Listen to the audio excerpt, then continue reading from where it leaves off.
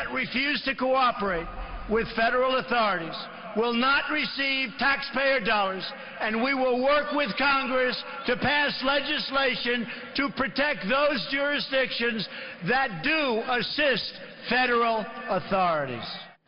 President-elect Donald Trump vowing to get rid of sanctuary cities that protect illegal immigrants by failing to enforce our immigration laws. I mean, you're talking about immigrants who have committed crimes that are allowed to stay in these sanctuary cities and are protected and prevented from being returned to their home country. So can he do it? And how are sanctuary cities, I got to ask, how are they even legal in the first place? Joining me right now, Fox News legal analyst, Judge Andrew Napolitano. Good to see you, Judge. Trish. What say you? Well, the Supreme Court has given us a couple of baselines. And one is that the federal government cannot force the states or the municipalities within them to enforce federal law or to pay for federal programs. Wait a second. I thought that federal law trumped state law. Correct, but the feds have to enforce their own law. So if the city of New York is actively hiding someone while the feds are looking for them, that is not lawful. But if the feds come knocking and say, do you know where the undocumented immigrants live, the city of New York does not have to reply. And if the city of New York wants to give the undocumented immigrants, as Chicago is, money to pay for lawyers to resist the feds, it can do that.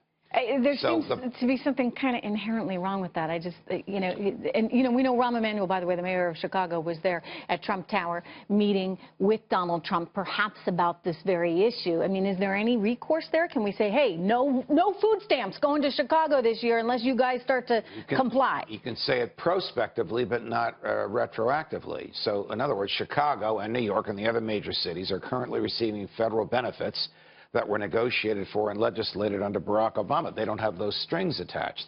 But if Donald Trump and a Republican Congress wants to say, we'll use Rahm Emanuel in Chicago as an example, here's $1 billion, make it $1.5 billion, but you have to help us enforce federal immigration laws, and they accept the cash, they have to accept the strings. Okay, so that's the answer then? Does he go to Congress and say, hey, we're going to negotiate with all these cities and say, we'll give you this, but you got to give us this? He can't do it on his own. And if Rahm Emanuel says, forget it, we're not going to accept $1.5 billion, he'll never say that because these cities are bankrupt and they'll do anything for cash. But if he did say that, then the strings would not follow.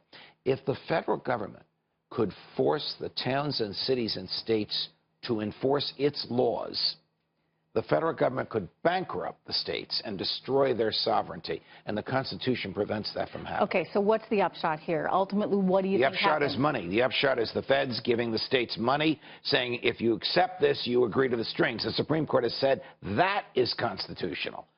So that's probably what's going to happen. I mean, that's what if you're going to end sanctuary cities, then we got to somehow do it all together. So you're talking about that happening in late 2017 because the budget kicks in October 1st, or in 2018. Very well. He'll have to make a deal. That's it. Judge Napolitano. He's good at making deals, according to him. All right. Well, we'll see.